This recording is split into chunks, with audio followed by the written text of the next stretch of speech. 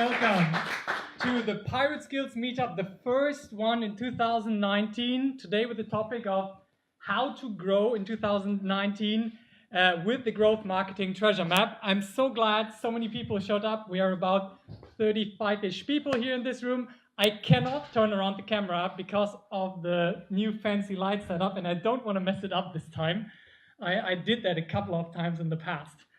So, thank you all for coming. Let me get to it. Can you see the slides? It's a bit dark in the background, right? The contrast could be a bit awesomer. So, first of all, let me introduce myself. I'm Ben. I'm a founder since 2008. That means I'm 10 years in the game. Having tried, my first startup was Campus for Company, a student consultancy. I didn't call it a startup then. Later, I found out this was my first founder experience. Yeah, that was pre-lean startup, everything. And from that, I got bored and started to do websites. My brother Ali helped me with that a lot. He's sitting over here. We did this website called Orchideenflüsterer.de. Yeah, it's still up and running if you want to check it out. It must be now 8 years old, right? Yeah. We had like 30,000 people learning stuff about taking care of your orchids. Yeah. And we earned about $500 per month. And we were like, geez, if we do this 10 times, then we are rich. Yeah, that was our logic back then.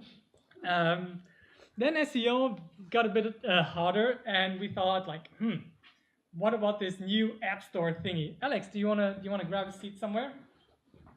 Yes, I will get some. All right. And so I started an app company, an app incubator with an already existing agency here from Startplatz in Cologne. And we took some external funding, low 7-figure funding, and we had 2 years of fuck you money to try everything we can to build a portfolio of apps and validate those ideas in a very data-driven way. This just made me fall in love with the part of user acquisition, user retention, customer lifetime value, cost per acquisition. And this is since when I'm calling myself a growth marketer. Yeah, while before I was more dabbling in the web app e-commerce area, I was going into apps, then software as a service, and again e-commerce because I loved it. And then I grew my love for B2B marketing, and that kind of rounded the whole story for me a little bit. 2 years ago, or 3 years ago almost, I then decided that I need to go to one of those great meetups like the developers have here in the Cologne community. But there wasn't one for technical marketing. Yeah, there was nothing for really fancy marketing stuff. Yeah, maybe sometimes something about social media marketing or so, but that wasn't the scope I was looking for. I couldn't find it. The next one was in Essen. So what did I need to do as a founder? Start this. Yeah, and we have not done a meetup in now 33 times. Yeah, since 33 months, we had a meetup in Cologne here every single month. And we inspired other meetups in Bonn. Pedram was one who launched one there. We inspired one to start in Düsseldorf. And if you're inspired to start your own version, yeah, of this meetup in your neck of the woods, just talk to me. I would really love to support you in doing that. So, what's the plan for today?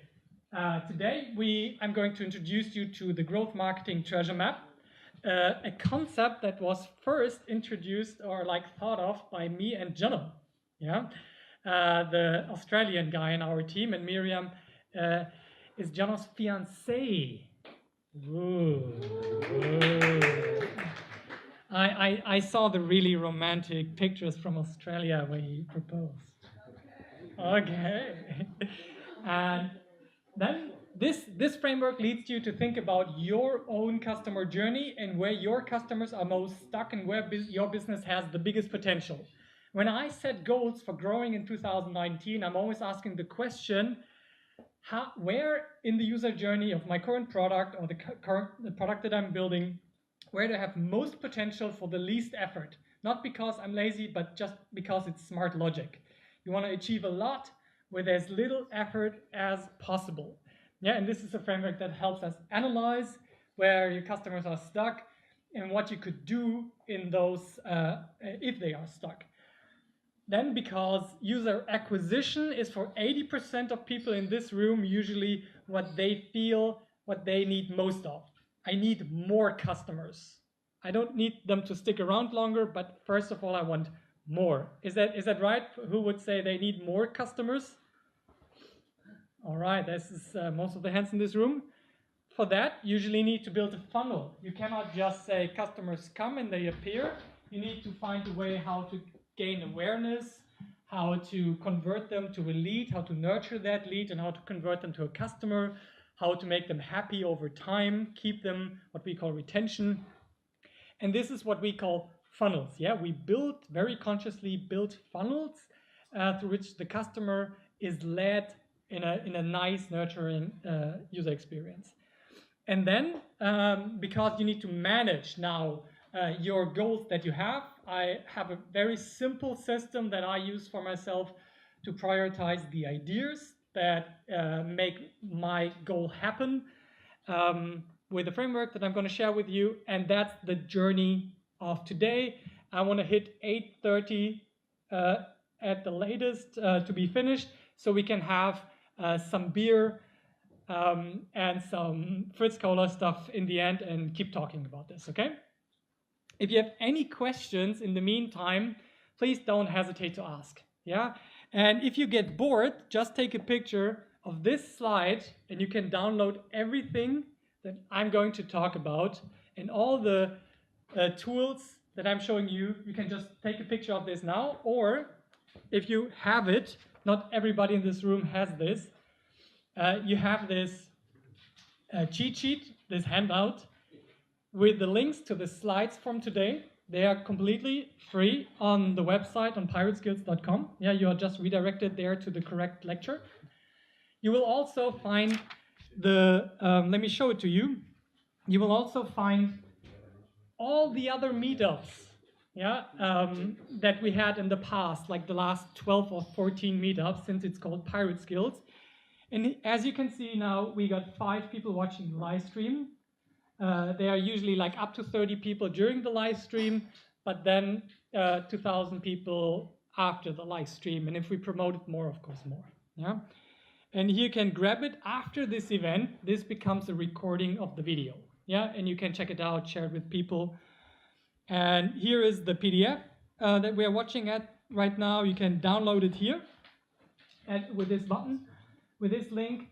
And you can also, as you can see on the right-hand side, we got our storytelling meetup from December, your analytics-focused meetup, and you get all the slides and everything for free, because the goal of Pirate Skills is to enable guys and girls like you to become better entrepreneurs, to have a bigger impact in life, like on the life around us. Yeah, and this is why we try to share everything as good as we can. And if you want to get in touch, there's my email and my @Twitter, Instagram, everything handle. Yeah, feel free to get in touch there. So, that being said, who is here for the first time at Startplatz? A couple of people. So Startplatz is a co-working space where founders like us can rent a desk and not feel like we are the only ones in the world doing this crazy stuff. Yeah, because at home and with your family, they're always like, what are you actually doing, Ben? Yeah, I think in the first 3 years of my marriage, my wife was thinking, I guess she's still thinking, I'm going to Smallland every morning of the week and I'm being collected. Smallland is the children's area at IKEA, in case not everybody knows that. And so I'm really blessed to be part of this community. They always let us do those meetups for free. Again, if you want to do your own meetup, that's a good thing to know. Startplatz lets you do meetups for free. So, and thank you, Chris. Yeah, Chris is the founder of mastermindmovement.de. He just launched his new website today, a place where you can get and join new mastermind-minded people, yeah, in topics that you might care about. And he is also a brand ambassador for Fritz Cola, so he got us all the Fritz Cola and the Captain Morgan beer here. Cheers, cheers, Chris.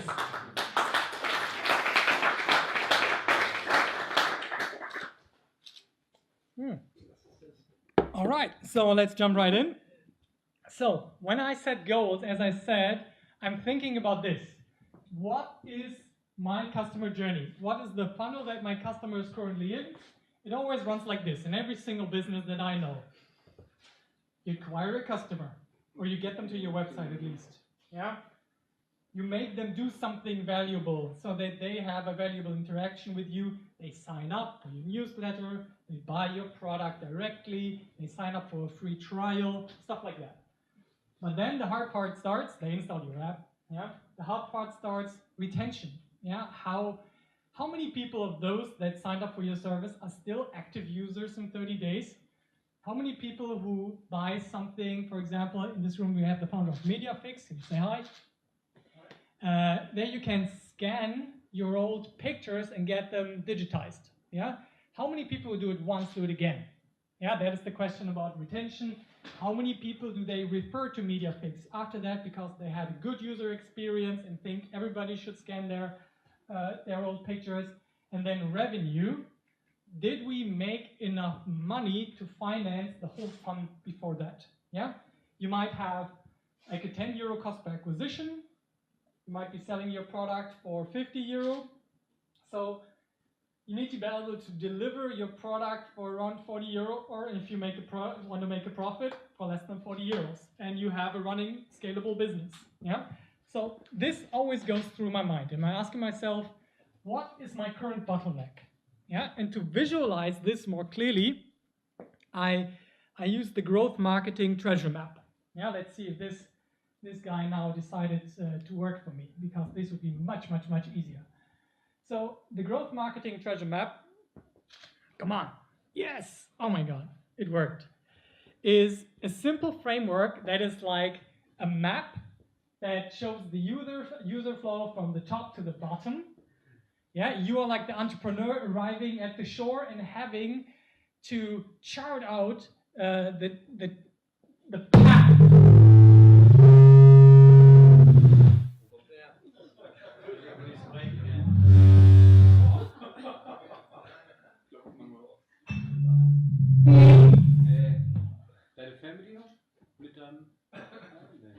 Meinst du, das hat was miteinander zu tun?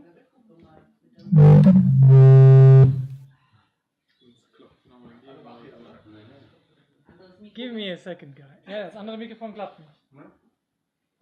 So, let me try one thing.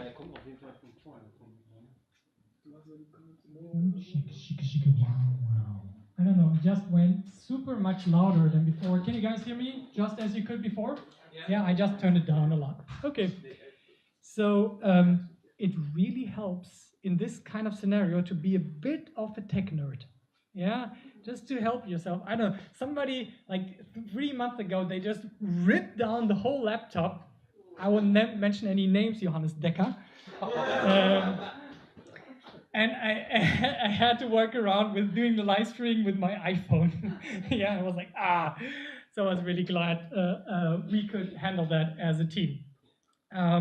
So this is the simple path of how to get, keep, and grow your customers. I promise you, your business is stuck, or you feel like it could do better in one of those areas, right?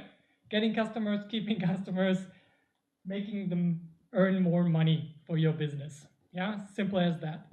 So I call those aspects acquisition, as I mentioned, activation, retention, referral, and revenue.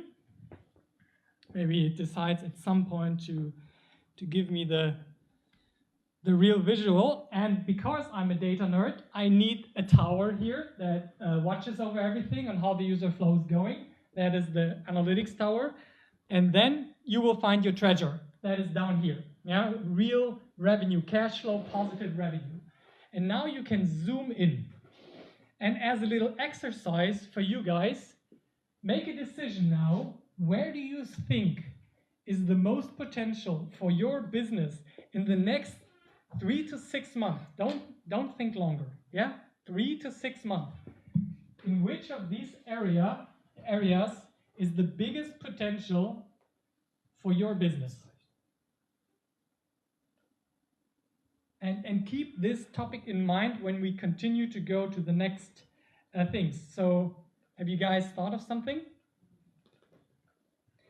Okay, let's go from the bottom to the top. Who thinks that making more revenue with your given customers is the most important thing in your business? Yeah? Okay, there's no wrong question about this. Yeah? That means you have a lot of customers, you are pretty saturated in the time or the scale of your business, and now you need to make more with the customers you have or with the amount of customers you have. Who thinks referral is the biggest bottleneck in their business? No? Maybe you, Caro, you were kind of like thinking the referral bottleneck. Who thinks retention, keeping your customers over month and month, is the most important thing for your business right now? All right? 3, 4, 5.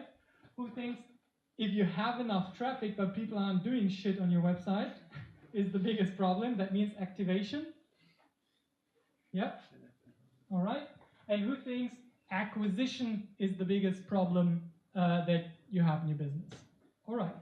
So your goal should be now, today, to come up with lots of ideas to solve this particular bottleneck before anything else. Yeah?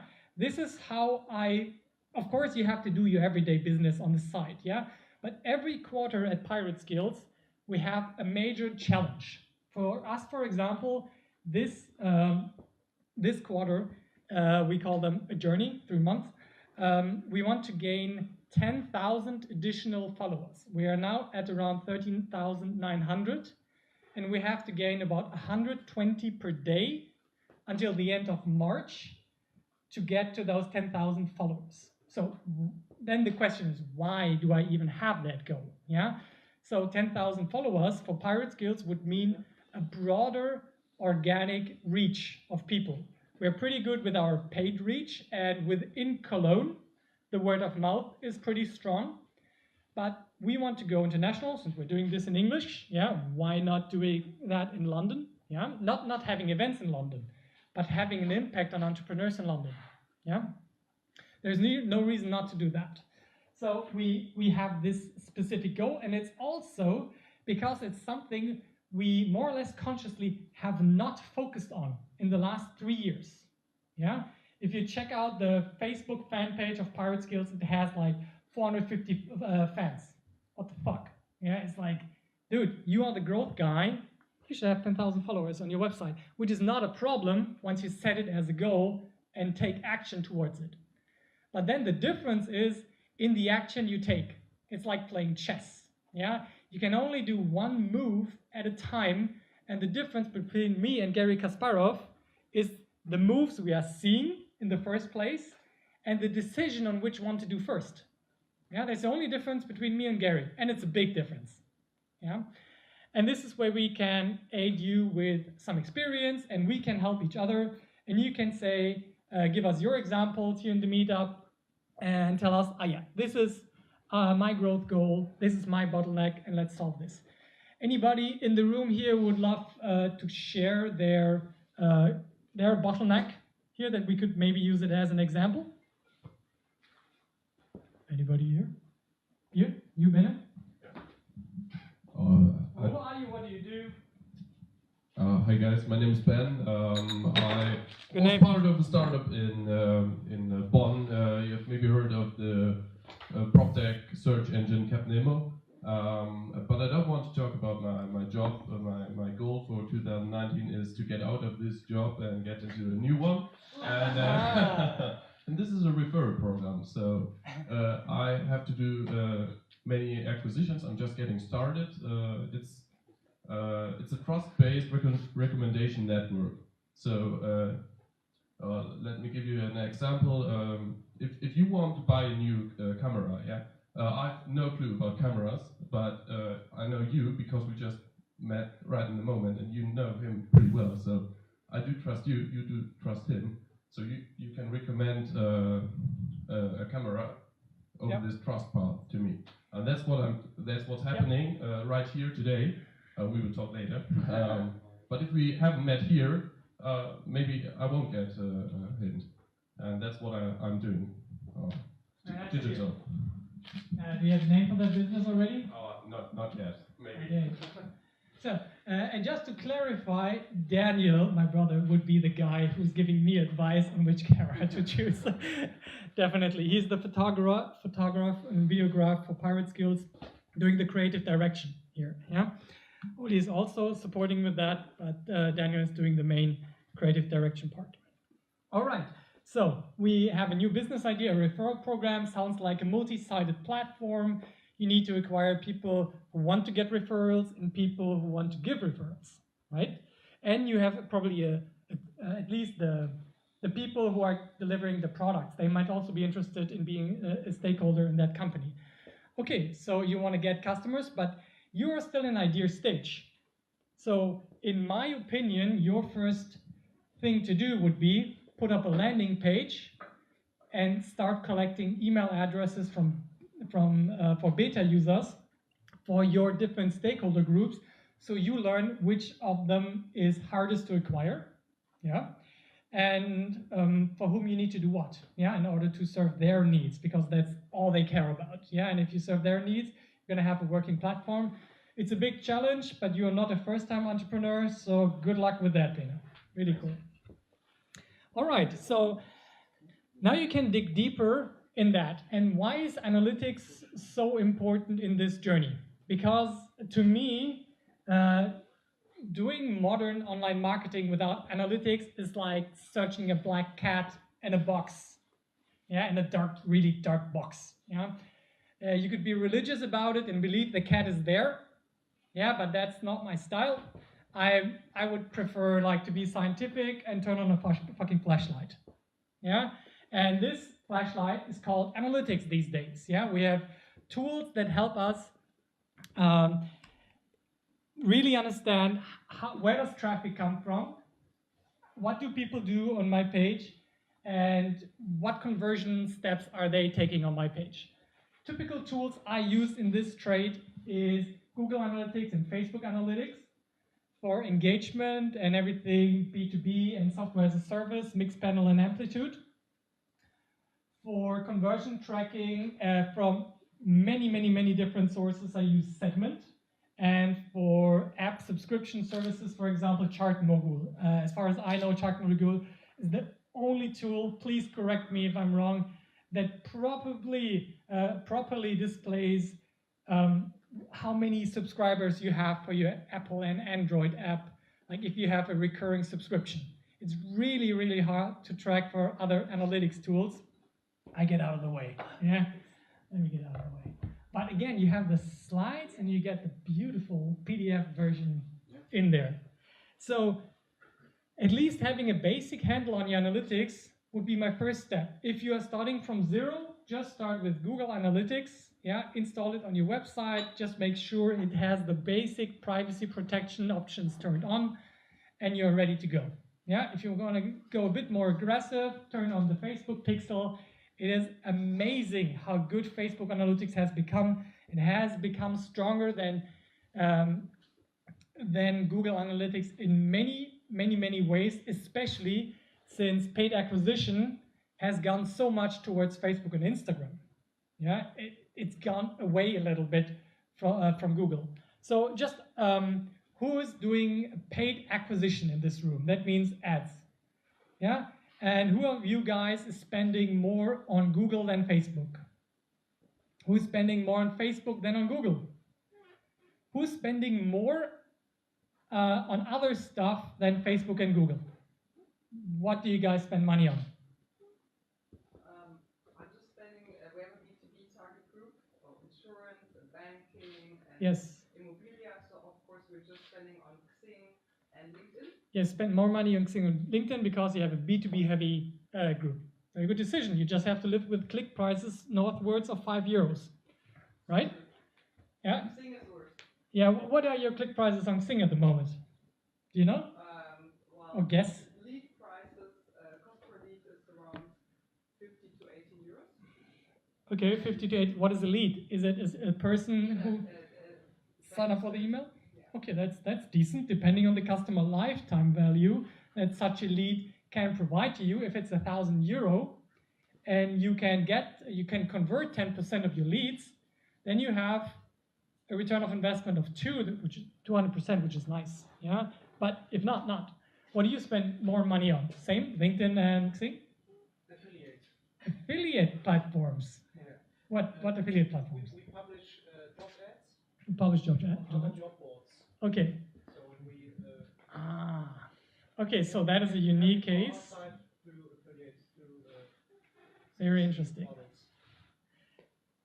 So you're doing more on affiliate sites. So what I'm sometimes spending more money on than Google and Facebook has become native advertising. This is the recommended articles below Spiegel.de, Handelsblatt. Yeah, when you read it, at the end you always have like 6 recommended articles. 3 of them are from Handelsblatt, 3 of them are from other websites like mine.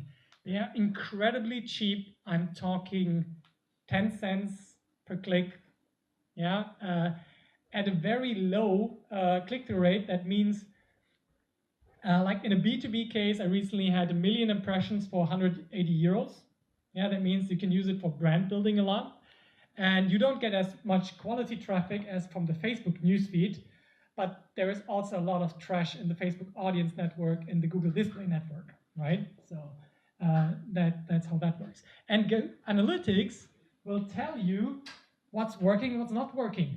And that is so crucial these days, to see what people are doing and not to assume because you did a design change, it helped you at all. Yeah, it's usually 50% of my design changes fail.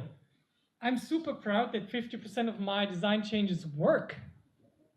Yeah, and don't even make it worse or have a slight increase in conversion rates. Yeah. So having that clear is really, really, really, really important to me. But what most people care about is acquisition in this room, as we saw from the raised hands. And to me, I don't know where my map went. Let me see. We have 2 paths to acquisition, and that is organic, that is exchanging your time and credentials for traffic, or you have to use other people's audiences and have to pay for it. And there are more options in getting traffic to your website, to your service than ever before. If you are a young entrepreneur and have time on your hand, and you really focus at the moment in the B2B area on Facebook, on LinkedIn, and in the B2C area on Facebook groups and Instagram, then you can pretty much get enough traffic to kickstart any project you like.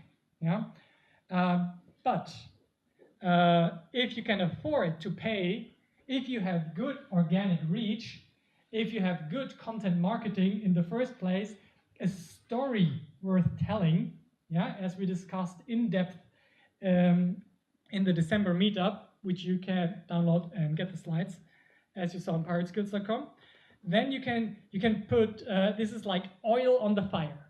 Yeah, you have your nice organic little flame. It's going, it's cooking your customers through their customer journey, but putting ads on well-working organic stuff is like putting oil on this flame.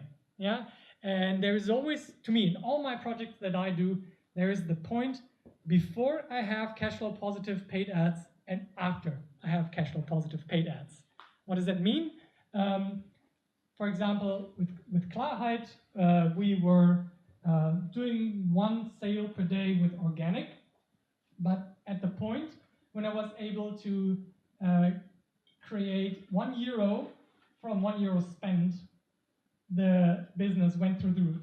Yeah, because you get infinite amount of awareness, because you just get the money back, and you usually get the money back faster from the customer than Facebook and Google wants them from your credit card. Yeah, so you get the free loan there.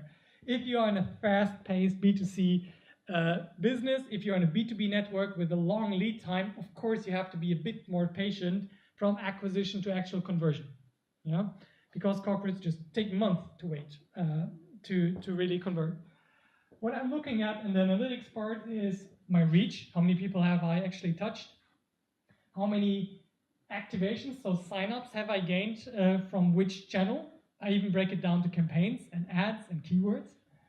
And I want to know exactly what my current price is. Yeah, in every week I want to know my cost per acquisition per email was blah blah blah on Facebook. Yeah, it was €3.50 on Facebook, was €5.60 on Xing, was whatever. Yeah, and I really keep track of that so I can learn quicker.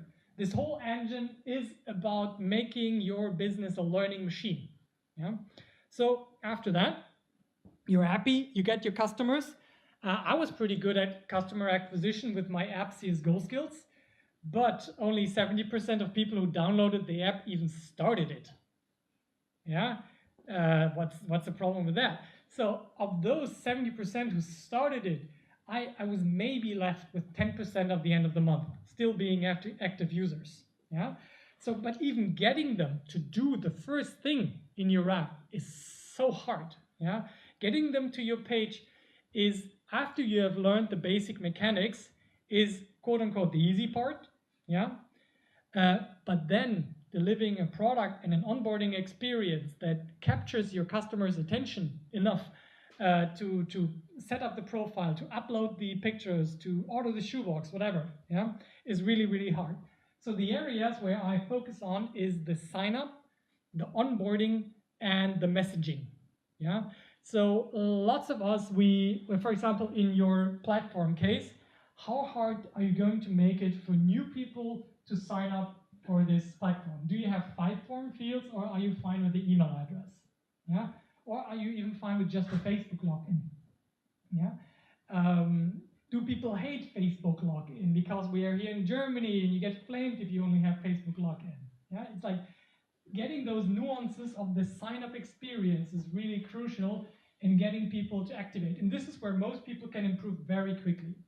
And we could improve by getting more air into this room. So one of the magic moves here with air is actually turning the air conditioning on, which is part of our amazing checklist, and turning the heat off. Jesus fucking Christ. Could somebody please open that window just for a moment so we don't die in here?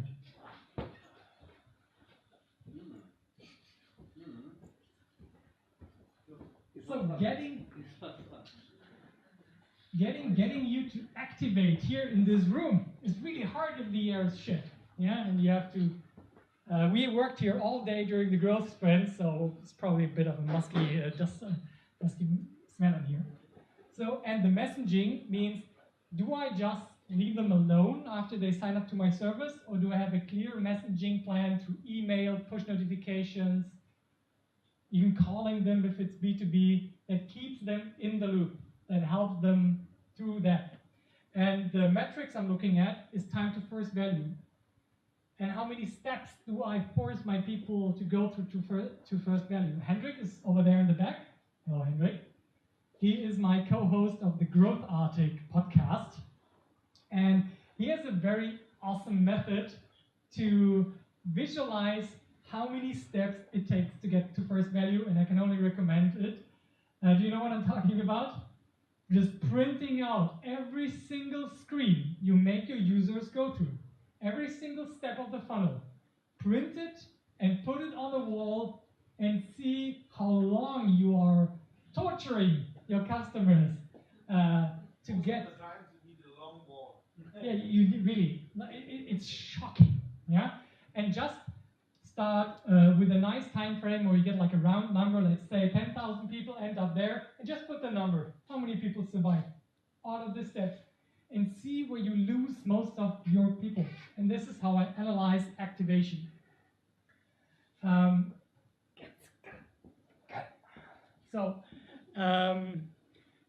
Of course, you can go one level deeper with that as well. But from activation, it's not done. You now have active people. People have signed up for the first time. And now you need to keep them. So what do I look at here? I look at usage. Are people actually using my product? This is the single most important thing that shows the quality of your product. Are people using it? And that means 2 things. Do you actually provide value? and you provide it in a way that is user-friendly. Yeah, if you're in a B2B environment, businesses take a lot of shit, but since Apple spoiled everybody in the B2C world, we kind of have to step up, especially here in Germany and in Europe in general. Americans even say, oh yeah, this looks really like Euro design. Yeah, and that is not a compliment. Yeah. And I think you know what I mean if you see the difference between MailChimp and what is this German clone of MailChimp? ClickTip? ClickTip, sorry, ClickTip community. I just fucking hate you two. Yeah, I really wish we Germans would be stronger with that user experience, yeah? But because we built on unique selling points like DSGVO bullshit, we can kind of afford to stay in our crappy ways, yeah? Especially big companies are plagued by this because they are not allowed to use the US, the Australian, the Canadian tools that actually care about customer experience in contrast to us. But I think there are also many German counterexamples, yeah, that do a great job. If you know them, please tell me so I can have a good example, because I don't. Yeah, I want to check out Net Promoter Score. How many people would actually recommend my product at the moment? I look at the customer support, especially in B2B. Customer support is the most frequent reason for changing providers in a B2B environment. Lack of customer support, better to be said. And then after I get that done, I care about automation and features. Yeah, retention is your mark of quality of product.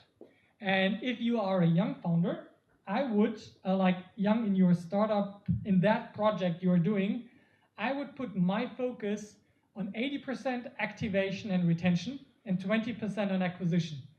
You are going to just waste money like mad if you haven't got your activation and retention figured out. Yeah, most of the time we have built products that nobody cares about. Yeah, and this is what you see in activation and retention. So let's look at this. So what do I look at in the analytics? I look at retention rate, the percentage of people who stick around after a certain time. For CSGO skills, it was usually 30% after 30 days. It's my retention rate. What does it mean? I lose 70% of all my users every month. Not good, but normal in the app area. Churn rate is opposite. Cohort analysis means not just combing all the users over. That's such a German phrase to say, combing with a comb. Not putting them all in the same basket. Yeah. If you are changing something in your product, you have to check, did this new version actually make an improvement? And all of those analytics tools I've shown you already do this for you. You don't have to become a math genius or anything. Google Analytics and Facebook Analytics and Mixpanel and Amplitude are awesome at making you see the differences in version 1.1 and 1.2. And this is crucial in your learning speed again.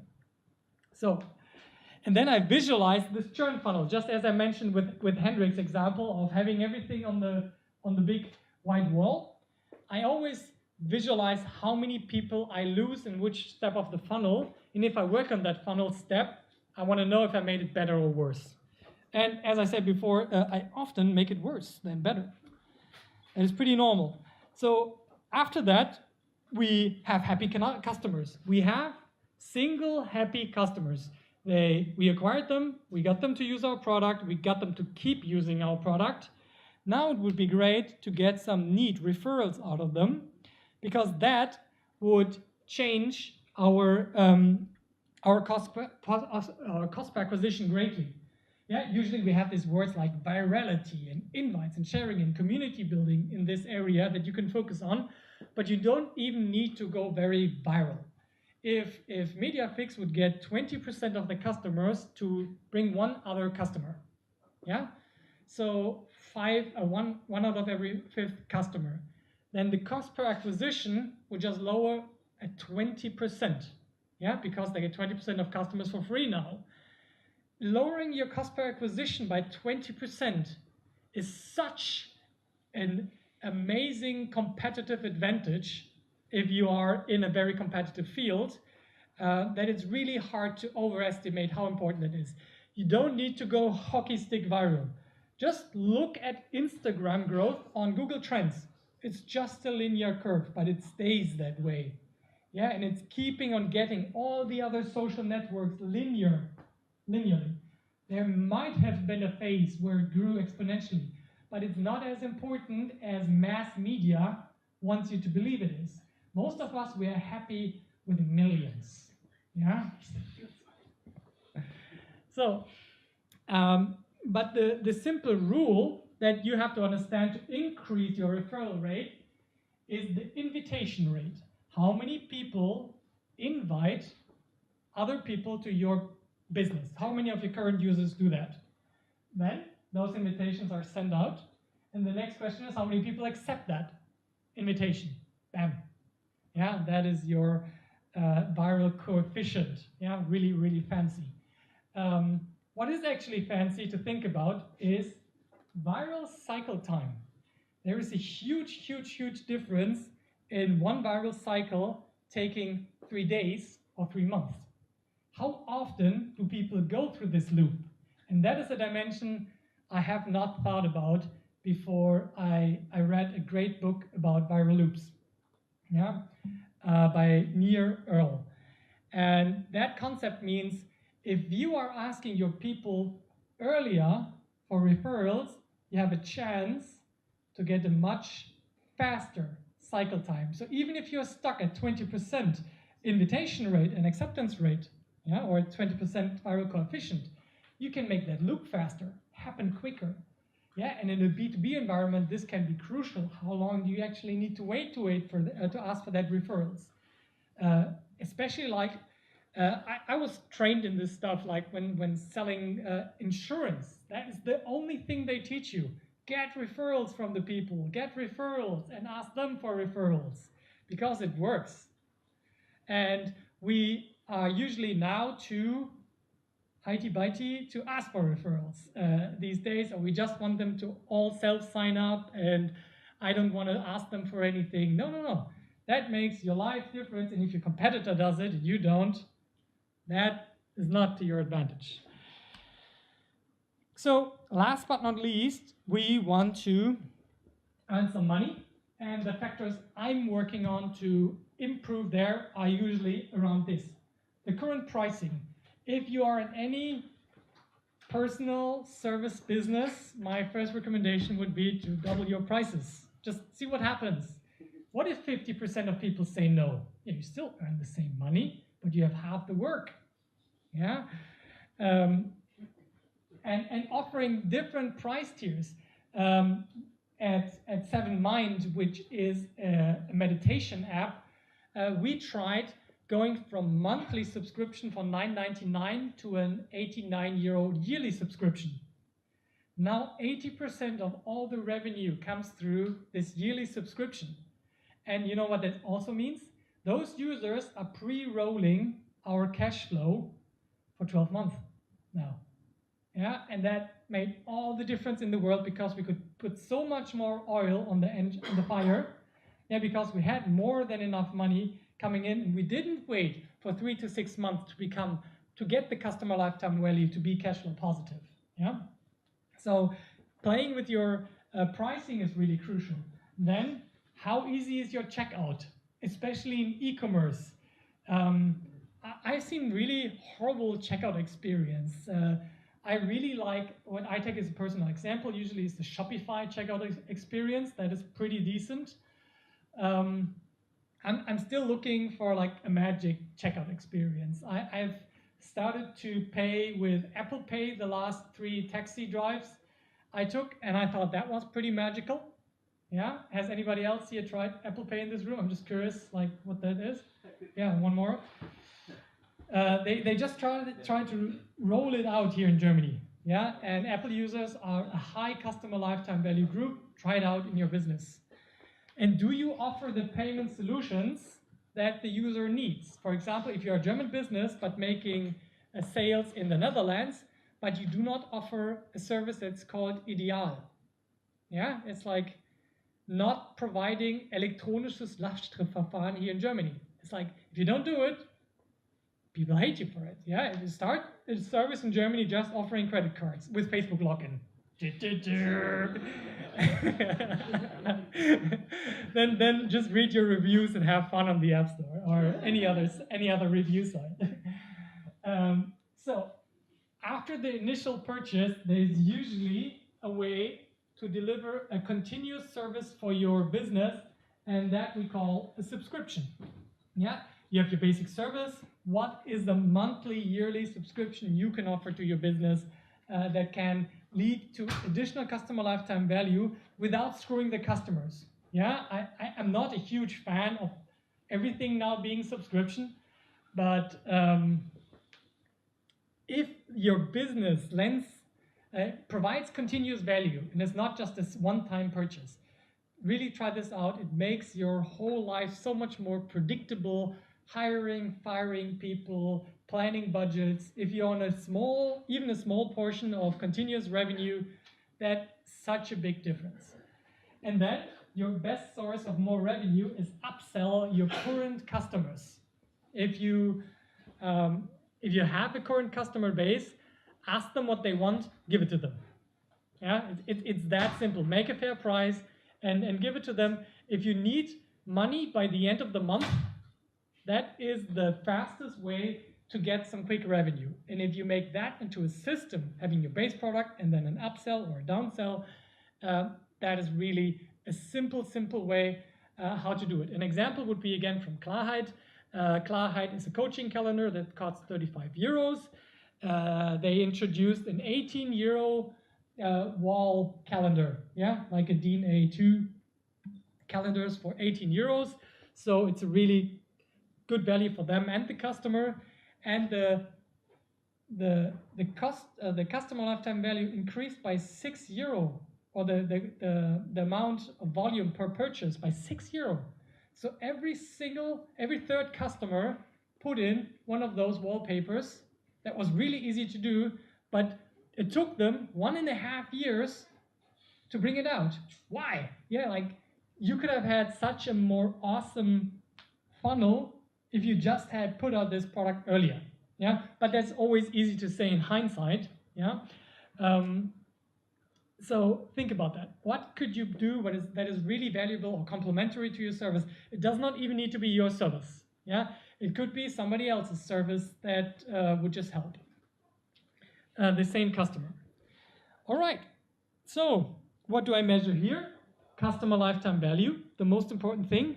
And the one part that Facebook Pixel and e-commerce does better than any other analytics tools I know, because they basically print the social security number on every action you do on the website. Yeah. So they have the clearest idea of customer lifetime value I have seen in any analytics product. And then again, just like time to first value, it's like time to first revenue. If you have a business idea for what you do, how many days, weeks, months do you actually need to get to first revenue? Yeah? And you're maybe thinking, yeah, I'm going to build a platform, maybe in 6 months we have the first people, then we provide it another half year for free. No. What if your challenge would be, in 6 days, I need to make the first revenue on this? How would you solve this? Yeah? Or if you're a running business, how long does it take until customers pay? Do I need, as a B2B business, for example, do I really need to wait until the service is rendered before I put in my invoice, like 3 weeks later, and then 3 to 6 years later they pay? Or do I just ask them, can you pay me first? And shit changes again, suddenly, because time to first revenue changed and people don't mind to pay first. Yeah? If they do, you have a trust issue. You can work on that. You can ask them, oh yeah, why? Okay, then half first, half later. That changes your B2B life, yeah, as a personal service provider. So all of those aspects of the treasure map kind of help me to figure out, where's my business currently stuck? And you maybe now have a clearer picture of where to focus on this next 3 months. Yeah, I divide the year in 4 quarters, and I have a major challenge for me and my team for one of those areas every quarter. It might be that it might be 3 quarters after each other, it might be just acquisition, until I have figured it out. But I set a clear challenge and I try to beat it. All right, so that is the first part of the presentation, the introduction to the treasure map. You can take your time, look at it at home, print it out. I'm just out of curiosity, who would like to have a poster of the treasure map? Just out of curiosity. All right. Ben, why have you done a poster of the treasure map? Yeah. So the next point, after you have made the decision, acquisition is my biggest problem I have, and most people raise their hands there. That's why we focus on that right now. Is the question, where is the traffic supposed to come from? Yeah, which channels do we need? And there is always the question, where do my customers already hang out? If you have a niche business, this takes some research. If you have a very broadband business, like, I don't know, selling insurance, selling something like Klarheit or MediaFix, you have a very broad audience. And you can just push it out on social media and be pretty sure you find people who like that. But if you are interested in people who like to do high altitude drone photography, yeah, for example, Ali and I, we have a drone website called reitdronen.de, and there we have those niche topics in there, and it's really interesting to figure out where do people actually still talk about this. And there are still those things called forums, yeah, online, and they are really quite popular there, and Facebook groups and all kinds of stuff where people love to talk about this. Do we have enough air in the room? I think so, right? Like even I am freezing in front of you. Yeah, can we close the window, please? If you guys are freezing and I don't notice it, please tell me. Yeah. So go where your customers already are. Look what makes sense for your business. Like if Facebook doesn't make sense, don't force Facebook. Yeah. If you don't like Facebook and you have no skills in Facebook, fuck Facebook. Yeah.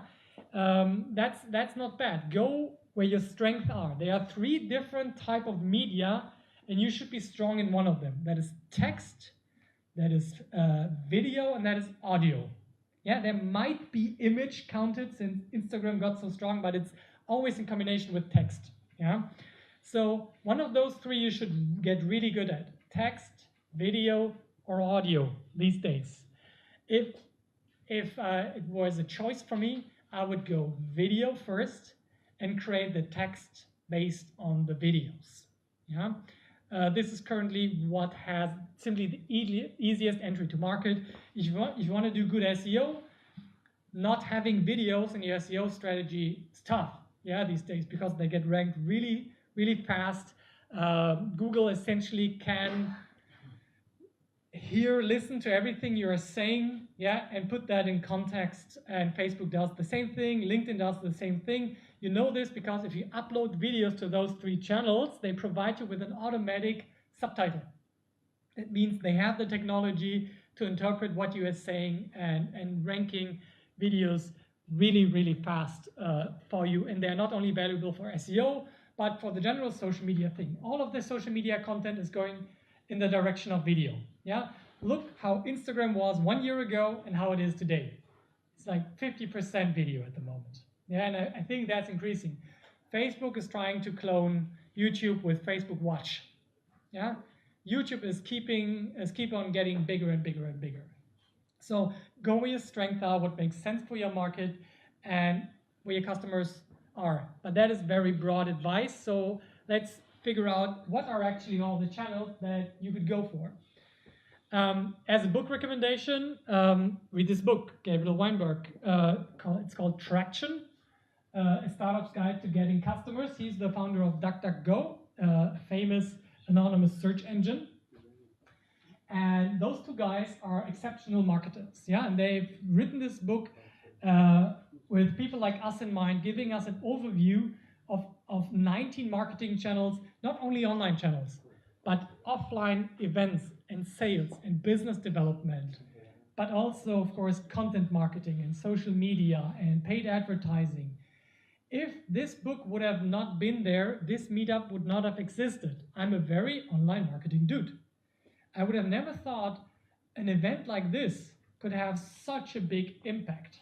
Yeah, and now I know this after that one, that through this communication here and what happens afterwards, there is so much more realness and trust and relationship building involved than I could ever do only online.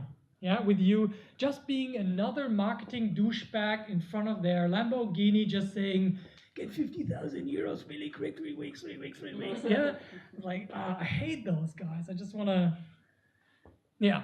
So he gives a really good overview where you can actually read if you want to know more about SEO. Besides the Moz guide for beginners of SEO, this is the second best resource. You can just read and know the 20% that gets you 80% of where you want to go. Yeah, with good best practice examples and a framework, the Bullseye framework, that keeps you sane in the search for channels, because there are so many channels. We have seen some of them already here, but they are by no means all channels available. He has a simple system. Just decide on a couple of focus channels that you want to focus on in the next 3 months. Yeah, you want to introduce SEO and content marketing? Go for it. For 3 months, put all the other channels in the possible area and just kick the ones you don't like at the moment, that you don't want to discuss for 6 months with whoever you are also in business with. Yeah, but focusing on I usually have 2 to 3 channels I focus on every time. And once one channel is cash flow positive, it moves out of the experimenting loop into like an own team that scales. Yeah, let's say you have Google ads and they make you money. Why not hire somebody who can spend more time doing Google ads for you? Yeah, and make even more money because this channel pays for itself. Now this experiment loop is helping me to find the next channel, the next leg of my business, and the next leg of my business. And I'm trying not to focus only on single channels, but to see how they all nicely work in harmony. And this system really helped me to find out what that is. So without going into too much detail, this is how I do it for all of my project. And this is the first link after the slides on your sheet. Yeah, it is a straight link to this Trello board that you can easily copy for your own business. Yeah, if you just go to the top right, show menu, you can get a free Trello account first, please. Yeah, and go to the menu. There is a copy option. Copy this board, and it's yours, and you can do whatever you like with this. This is an only read-only board, but it gives you an example of how I structure most of my businesses. For example, this currently works for pretty much all B2C and most prosumer, not ultra high-end B2B businesses. Yeah? Having good content marketing with a story worth telling and content worth sharing that you promote through social and display ads, and then make people sign up for an email marketing list, nurture them, build trust, build a relationship with those people, and they will naturally buy from you. If you don't have this trio set up in your business already and you think in the remotest extent that this could work for you, try it. If you are in B2B, why not go LinkedIn first, but maybe not with LinkedIn ads because they're really expensive, but doing stuff organically on LinkedIn can grow quite fast, really soon. And then you have your possible channels, and then you know I don't want to do those now channels. And what I would like you to do in like the next couple of days, just take your time and make a decision on what your focus channels are going to be for the next 3 to 6 months in order to grow in 2019. So here again, there is the download link. Yeah, it's not the download link, it's the link to the Trello board. Yeah, it's a bit strange to find, so let me show you. this is an amazing growth hacking tool. Yeah, it's called Pixel Me. This is a tool that I use if I send people to links that are not on my own websites. If you're on my website and I get your cookie consent, I can retarget you on Facebook, on LinkedIn, on Twitter, right? But if I send you to Trello or to SlideShare or to a Google Doc, I have no power. This is especially important for the people who do anything on Amazon. Do we have anybody here who does business on Amazon? Yeah, a couple of people. If you use this tool, you can actually retarget people who just clicked your link. But you know they landed on your Amazon listing. Yeah? But they are nicely asked, do you want to accept those cookies? You can even refuse the cookies and just get to the next step. So if you don't like to be tracked by me, just click the I refuse cookies and you will just land on the same Trello board. Yeah, I'm not depending on cooking you. Guys, you're already in this room. Yeah, so I accept cookies and I land on this beautiful Trello board. And up here in the corner, there's this beautiful menu, show menu. And then there is this more button. I explained it because in the workshop, that is the most frequently asked question, like, oh, how do I copy this board? Yeah. Again, offline events would have taught me that. I would have never ever guessed that this is a problem. But you go on the menu, click on more, and here's the copy board button. Copy, give it a name, like MediaFix growth channels, yeah? And then it will be copied to your team and you can do whatever you like with it. You can just put everything on the left-hand side again, on the all channels, and make a decision, and maybe ask one of your business partners or that works with you in marketing to make a decision for themselves. And then you compare what you guys would prioritize. This is also an interesting exercise in groups. So going from there, you have now solved the problem of where am I going to focus my energy on to acquire new customers, yeah?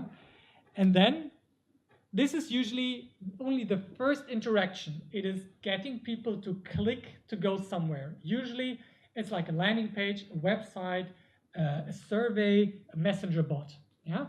But this is where the funnel starts. So let's say I have a good Facebook post that works in driving conversions to my new referral program, and I sent them to an Insta page, landing page, and they can participate in a survey or they can just give me their email address. Yeah, this is what's called a funnel. Yeah, you can sign them up, then they get registered with MailChimp, and now they get a series of 5 to 6 emails in order to be convinced that my service, my referral service is awesome. And I can actually see where people get stuck and I can get feedback and blah, blah, blah, and everything from them. When I structure funnels, I always think about in those 3 words, tofu, mofu, and bofu. Yeah, the top of the funnel, the people they don't even know that they have this problem. Yeah, well, why should I even think about scanning my old photos? But if Hans is sending me a Facebook ad that says, dude, you're 36 years old, which he knows because he can just put that number in Facebook, and your children pictures are getting really old. Yeah, and 85% of those pictures are already fading, yeah, because of our studies. And then I will suddenly become aware of a problem that I was not aware before. Yeah, and then I go into research mode. That is when I become a mofo. Yeah, middle of the funnel. Now I'm interested in, like, how can I scan my pictures? Is there an app for that? For sure there are apps for that. Is there a service that does it? Which service does it for me? And I can search, and now I provide the next level of content and trust building where I show them why my service could be interesting. And then when they are really interested, and for example signed up for a webinar or like a downloadable, they become bofus, the bottom of the funnel. And now they want to know, is this the exact price point that I'm looking for? Does this service have the right features I want? Is the resolution high enough? Is the service convenient? Have I found any bad reviews on the website, on other websites about this service? And that is the point where you want to make the hard sell. Yeah? But here, if you hit me on, I'm an online scanning service like, I don't care yet. Yeah? But if you tell me that my children's pictures are fading, or my children's pictures are fading, yeah? Then I get interested, and then I want to be qualified, and then I want to be sold to. Yeah? That's just my framework. To give you an example, here we have another Trello board. Here we have an AdWords funnel through a webinar. Yeah? This funnel works for a lot of B2B businesses. So we spend €100 on AdWords and we hope to get 100 clicks. Yeah? That is not always the case in B2B. Yeah? But €1 per click is doable most of the time. So they land on my landing page and I get to sign up 10 people for my webinar. Yeah, 10% sign up rate is pretty average if you have something interesting to give away for free. But what lots of people forget, 90 people have been way more qualified than anybody who did not click on the link, and they go into my retargeting group. So I not only gain 10 subscribers, I gain 90 people on my retargeting list. Thank you very much. Yeah? So now that they are on the sign up for the webinar, I would qualify. I would say like they raised their hand 2 times. First time when they clicked on that, second time when they gave me when they trusted me with their email address. Now they are mofus. I sent them an email, say, hello, here, look, the webinar has not started yet, but here's my free guide about e-mobility. Yeah. Then I send them a reminder email, and 5 people show up on the webinar. Why did not 10 people show up? Yeah, because the internet is that way. Yeah. Anybody here who does webinars on a regular basis here in the room? Yeah. What is your show up rate from people signing up to people actually showing up for the webinar? Maybe 20% showing up. Depends if it's a free or paid. No, for free webinars. So for free is 20%. Yeah. So for me, it's like between 20 and 50% of people show up, and they stick around for a while. But all the other ones, I now do something with them, something interactive. I show them our crazy calculator wizard tool on our website that they can try for themselves. But all the other ones, I send them a link to the calculator wizard. Yeah, and maybe I send even a link to those 90 people in the retargeting group, a link to the video of the recording of the webinar, or directly to the magic wizard. So now the people who actually showed up have raised their hand 3 times. Yeah, they are now in BOFO stage. And now I can offer them at the end of the webinar a free consultation about e-mobility in this case. Yeah, and this does not need to be free, but in this case it is. And only 1 to 2 people pick it up, and now they land in my CRM, and I close them over time. Yeah, and this is how I spent €100 in order to spend to get 1 customer. Now this customer has a cost per acquisition of 100. Now I need to deliver my service, which might cost me €500 with time and technology and everything involved. So I need to earn at least €600 with this customer to be profitable on average. Yeah? And this is the way I think. I always think in those funnels and how many people I lose, how much does every step cost. So you can also steal that here under this wonderful URL or on your cheat sheet here. Cheat sheet. So for the live stream, if you're wondering how to get this, this is the link in the post on the Facebook live stream. I have a link to the slides, and this is like slide number 5. You can just get it there. Yeah. So that is that. I now have some channels through which I want to grow, and I have defined a funnel through which I want to support my people to continue step by step by step. This funnel theory works way beyond the acquisition. That is not only an acquisition technique. Yeah, this funnel works especially well for retention, for keeping people around, for building trust over a long time, even when they are already your customer. Maybe especially when they are already your customer.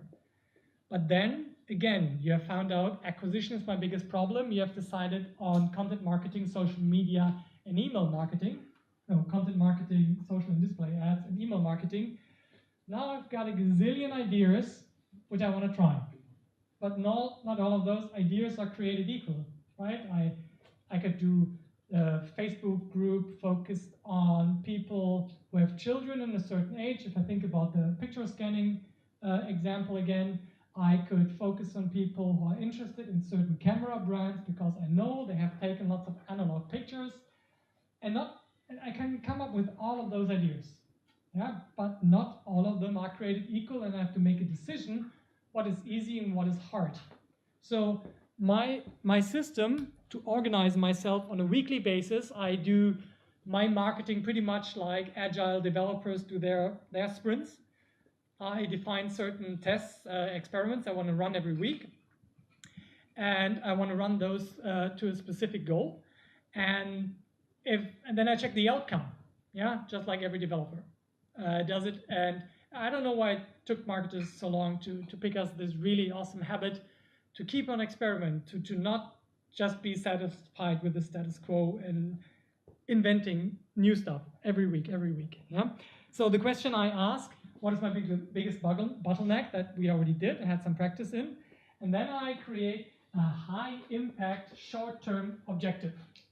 A high impact short-term objective would be gain 10,000 additional followers by March 31st in order to achieve this and this and that, to increase your organic reach by 50%. Yeah, that is a measurable short-term goal. Why not think long-term? Solve your short-term issues first. Yeah, I love thinking in long-term. I love doing SEO for my own projects, not for other people. But solve the other things first, because in most of our businesses, we have so many quick wins we could still grab before we should do all the long-term stuff. And maybe we generate some positive cash flow on that, so we can get some more resources, some more people, some more freelancers who can help us with the harder problems. Yeah, that's why I go for short-term first. But once you have them under control and you have got a super efficient machine, think as long-term as you can. Yeah. So this game goes like this every week. Yeah. Shit, I have new ideas for Facebook ad campaigns. Oh, but they are not all created equal, so I have to make the decision which moves I want to do first. I always have 3 experiments per week, usually. Yeah. I need to have time to set up those tests. They need time to run. Let's say I need half a day to set up the campaigns. Then they need a week to run. Then I need some time to analyze the results. What is my return of investment on the new videos for the Mayata calendar? And did those new fancy Facebook and Instagram stories work better than my normal Facebook post and this and that audience? I analyze, and that helps me to come up with new ideas. In the meanwhile, 20 customers wrote me and said how much shit I've done in my product, and these are new ideas. Yeah? Or they hate, I have this frequently, they hate that I promised them an Amazon gift card. Yeah? They say like, oh, this was such a great idea until I read the word Amazon. And then they're like, no, I could never work with a company that does anything with Amazon. I don't know why they have so much hate at the moment. Yeah? But I always go in this simple circle. So this is almost done. I have a Trello board again, as you might think, and you can download that as well. I have stupid ideas like write 10 SEO articles to gain 100 new followers per day, visitors per day. This is a very long-term thing to do. Yeah, if I can combine that with my content marketing and social media strategy, that is working out again. But in the meanwhile, I could just be spending a Facebook post and 10 euros per day to get those 100 people on my website. Yeah, very little effort on that part, but not as sustainable in the long term. And you have to make the decision what works, what not. Yeah, and then I give them a score. Yeah, based on impact, confidence, and ease. Impact meaning what is going to be if this is successful. How will this impact my goal? In this case of getting 100 people per day extra on my website. How confident am I that this actually works? Do I have a chance to rank better than my competitors? And ease, or effort, how easy it is to fulfill that. And writing 10 articles and building backlinks is fucking hard. Yeah. So this idea gets only 11 points in total, while the Facebook post with the 10 euro promotion gets a 22 euro points. But if I didn't have any money, I would probably go with the 10 articles. Yeah. Or other ideas I have. And then I send them to the links, I show my results, I show my team the results, so they can see what has worked, what has not worked in the past, and make better decisions on new ideas. So that's essentially it. Yeah? You chart out your path. If you're into acquisition, you define 3 focus channels. Then you think, what happens after they made a click to my website, or to my messenger bot, or to my survey? You build a funnel. And then you organize yourself on a weekly basis, yeah, to get that into your company's DNA, yeah, and get into this experimenting mindset. So, again, you have time to let this sink in and go over it again with his links to all those slides. And if you would love to talk about it, I'm always open to do that as well during lunch.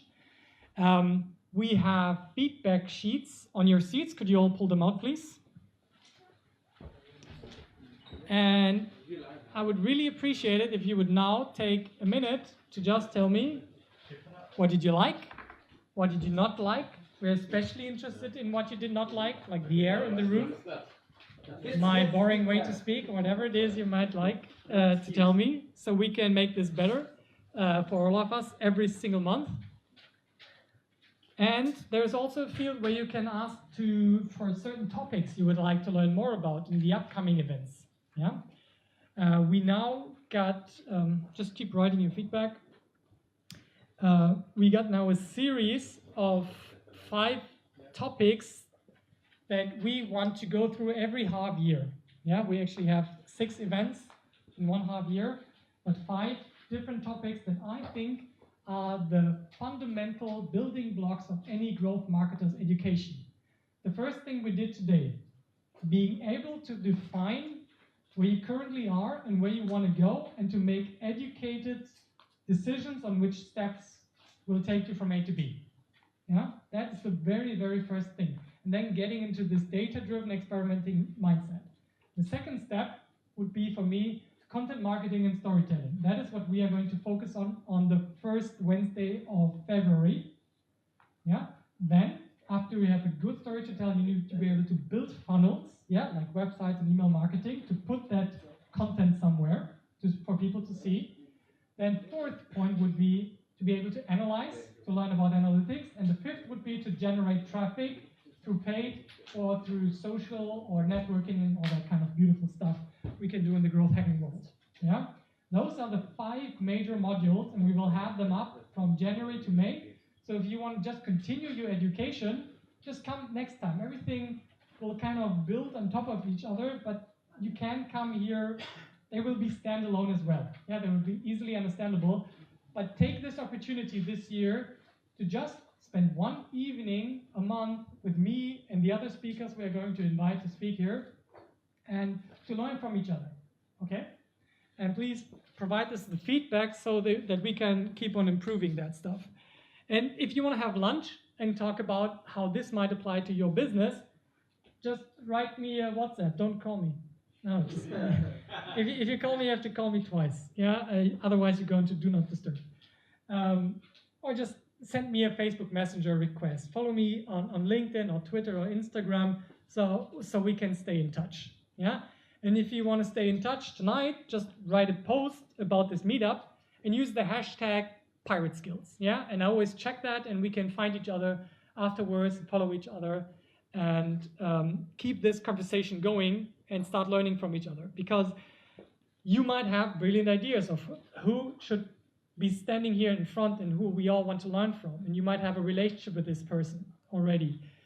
You might have the brilliant ideas of the topics we want to focus on, and I would really love to hear that in this feedback, or personally after the meetup or during lunch. I always love to have lunch with other people that I don't know yet. If you want to take a deep dive into this topic today and you would prefer a little bit more time, this is a full day workshop. We decreased the price from last year 350 to this year 250 euros, so that you can have, with an investment of 250 euros per month with a 5-month cycle, a real growth marketer deep dive education where you bring your laptop and we do it with your stuff. Yeah, this is no theory. It's just open laptop, install analytics, study your data, and work and grind, build content, do analytics, set conversion goals up for you, do remarketing together. And if you want that, that is happening in 2 weeks, always on the 3rd Wednesday of the month. And this will always be like analogous to what we picked up during the meetup. But of course, it's all optional and you can study all the content you want yourself with the links we provided here on the handouts. We are not holding anything back, but we were asked quite frequently to provide a little bit of more of a deep dive format. So, that being said, that was my last slide. Guys, thank you all for coming. And thank you all for the feedback. Please put it into the magic box.